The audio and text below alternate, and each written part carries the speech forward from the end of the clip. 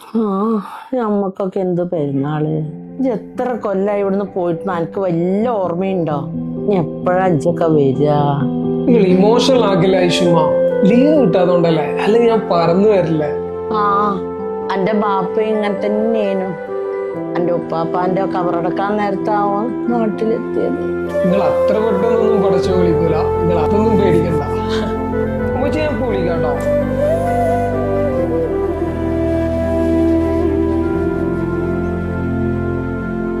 ബിരിയാണി അരി 3 കിലോ പോരെ? ഓ 3 കിലോ ഒന്നും വേണ്ട സൈനോ, പെരുന്നാക്കൊക്കെ ആര് വരാനാ?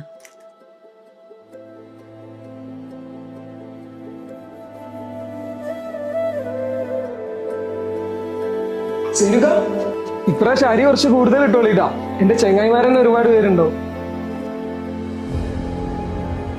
റംസാൻ കൊണ്ട് ശരീരവും ആത്മാവും ശുദ്ധീകരിച്ച് ഏറ്റവും സന്തോഷത്തോടെ ഇതിലേക്ക് പ്രവേശിക്കാനല്ല പടച്ചോൻ പറഞ്ഞു. അപ്പൊ പിന്നെതാ ഇതുപോലെ കാത്തിരിക്കുന്നവരെ കൂടെ വേണ്ടേ ഈദ് ആഘോഷിക്കാൻ.